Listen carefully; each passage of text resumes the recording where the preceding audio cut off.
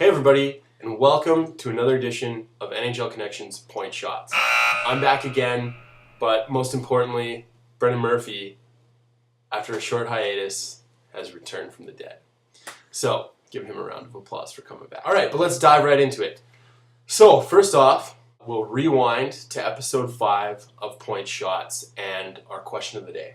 So our question of the day last episode was, do you think that an NHL franchise will be successful in Winnipeg? We had a number of responses, and here's how you guys answered the question. 61% of people said yes, they do think that it will be successful in Winnipeg. 25% of people went with undecided, and 14% went with no. So it looks like an overwhelming response that people would definitely like to see a team back in Winnipeg, and they're going to think they're going to do well there. All right, so we got a little bit of a different format here from tonight for Point Shots. Hopefully most of you guys out there are watching tonight's awesome game between the Hawks and the Canucks. What we're going to do today, Twitter during the game was on fire. Two of the top trending topics after the game were over were from the game. So we, Taylor and myself, have compiled a list of what we think are some of the most epic tweets from this game. We're going to share those with you coming up here and some of our thoughts about these tweets. Let's dive right into it. All right, diving into this first tweet, a little bit controversial. Late in the third period, Taves scores the goal, less than 2 minutes left in the game, shorthanded. So our first tweet coming out from Sweet P00. That sound you hear, every Canucks fan getting prepared, cocking a gun and holding it close to their head. Hashtag can't breathe. I would not have wanted to be a Canucks fan in between the third period and overtime. I think what this tweet speaks most to, the change in the atmosphere in that stadium. From like 7 minutes onwards, every single fan in that stadium up on their feet, waving those flags around. Second that goal happened, you could just see a complete change in attitude. Everyone back in their seats, and that stadium was quiet. Dead silent. It was eerie, and I wasn't even there. All right, so the next tweet we have is from Adrian Gracia, and my assumption is that this tweet came a little bit prior to the last tweet we just talked about, and Adrian says, I'm just waiting for the Blackhawks goal to see all those surrender white flags go down. Interesting thing about this tweet is he got it dead on the head. The second that goal went in, all those flags immediately were out of people's hands. All right, third tweet coming at you from Sherman721. I can only assume that this was between the third period and overtime, because what he had to say, LOL, what do you say if you're the Canucks coach? Don't repeat the last, 5 hockey seasons? Hashtag Blackhawks. Everybody knew coming into this series that the biggest thing for the Canucks was to get around the mental block of playing the Chicago Blackhawks. For the past 2 seasons, those two teams have met in the playoffs, and every time Chicago has triumphed. Next tweet coming at you from Swaviness. I don't even want to log on to Facebook right now because I know there's gonna be Canucks fans going crazy with their statuses.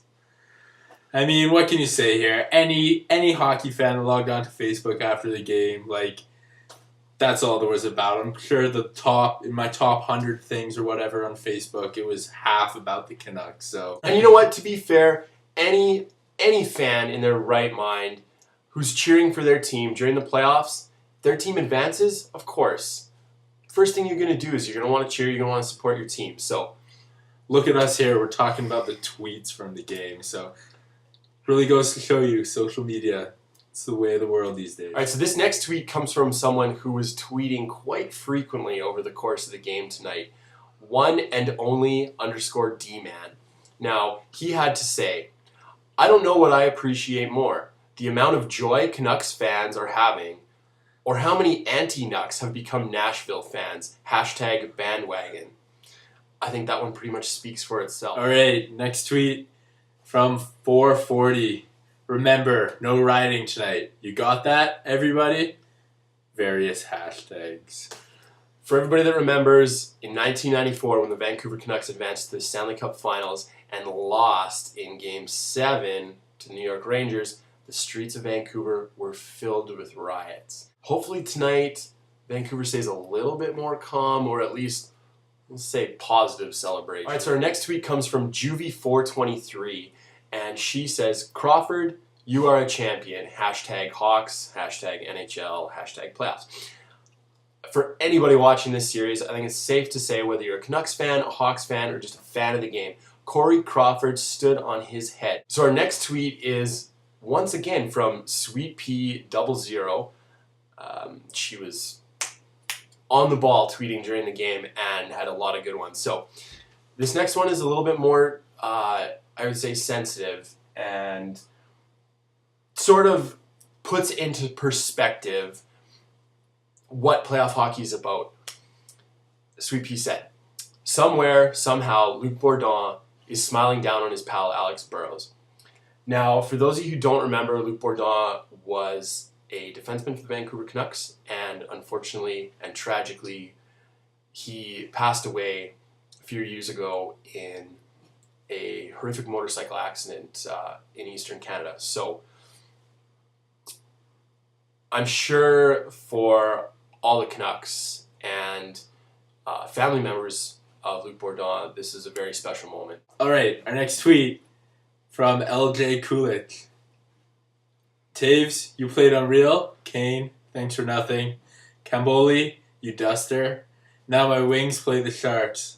Luongo is still terrible. Hashtag people don't forget. So I'm going to go out on a limb here and just say I guess this guy must be a Wings fan. Looking forward to playing the Sharks next series. But I think he mentions a few good points in here. Taves' goal was unreal. Shorthanded, really put Chicago back in the game in those last few minutes. Kane, out there in the rink tonight, didn't see much happening from him at all. First two periods, he was invisible.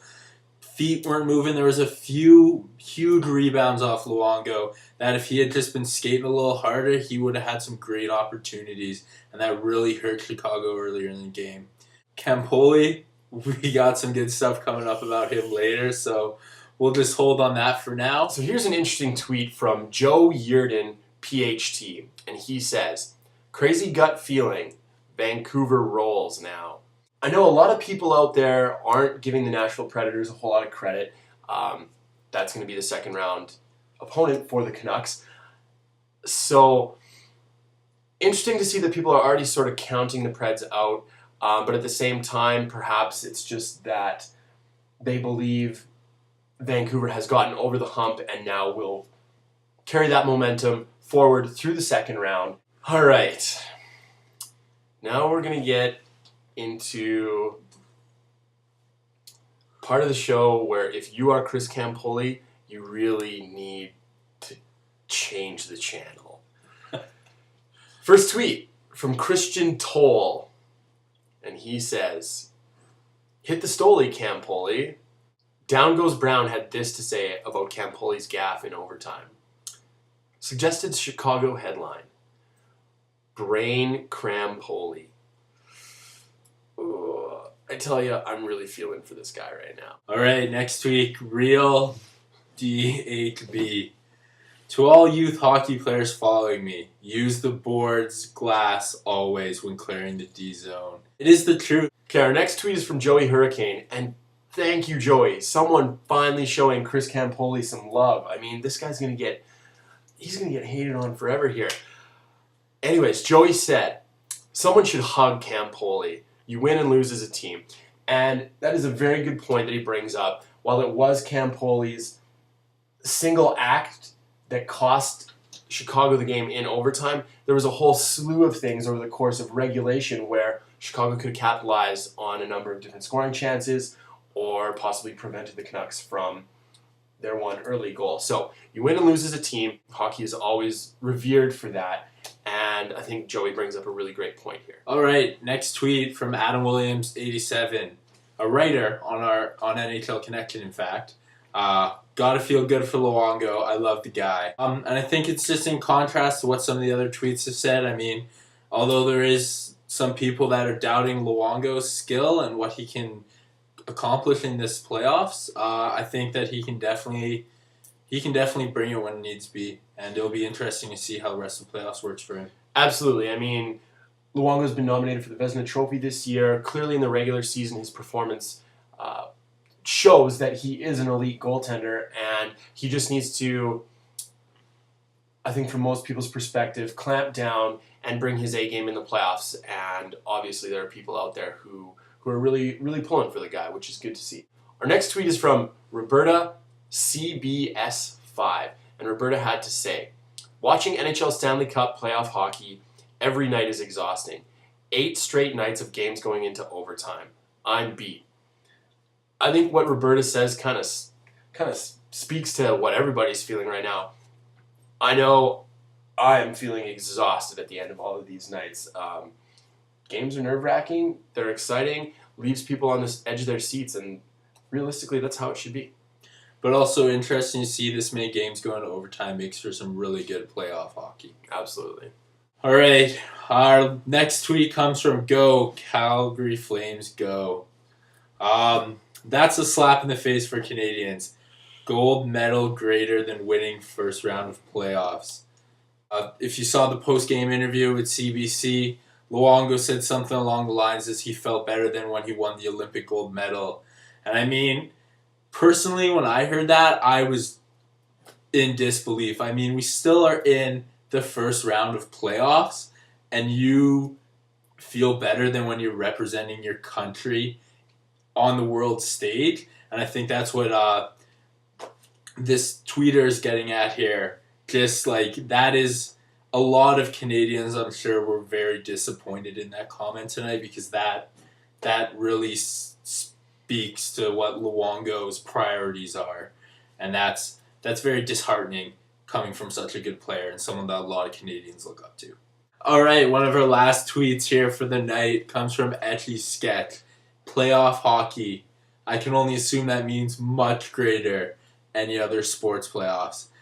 And, this also ties into that earlier tweet we had about the 8 OTs. Playoff hockey is really, it's something different than the regular season. And honestly, we are Canadian here, but you don't see as many other sports, especially in Canada, but even across North America. So many people get into their playoff hockey like you do with any other playoffs. The Canucks fans tonight in that rink also, multiple players were saying in the post-game interviews, even the inter-period interviews, that rink was just loud as anything, and I can only imagine. And from what we saw on the TV, it looked that way.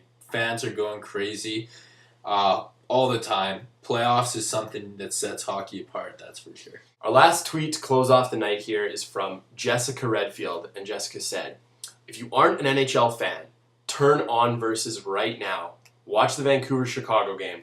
Then try and tell me that you still aren't a hockey fan. You have your defending Stanley Cup champions, the Chicago Blackhawks, against the current President's Trophy champions, the Vancouver Canucks, playing in a Game 7, high stakes, winner takes all, moves on to the second round. It doesn't get better than this. Absolutely not. Definitely. First game that had me off my feet in playoffs so far, and it's definitely going to be a tough one to follow. Next up, we've got our question of the day for today. Now, a lot of our tweets referenced the Vancouver Canucks rolling along, advancing to the second round, hooray, hurrah. So, our question of the day for our viewers out there is, now that the Vancouver Canucks have exercised the Chicago Blackhawks demons, how far do you think they will advance in the 2011 NHL Stanley Cup playoffs? Leave your responses in the comment section below. We'll also post the question on Facebook. Feel free to shout out at us on Twitter with your responses as well. All right, well, that's all for Point Shots tonight. Thanks for watching. Like Taylor said, question of the day, answer in the comment sections down below. And we look forward to seeing you next time.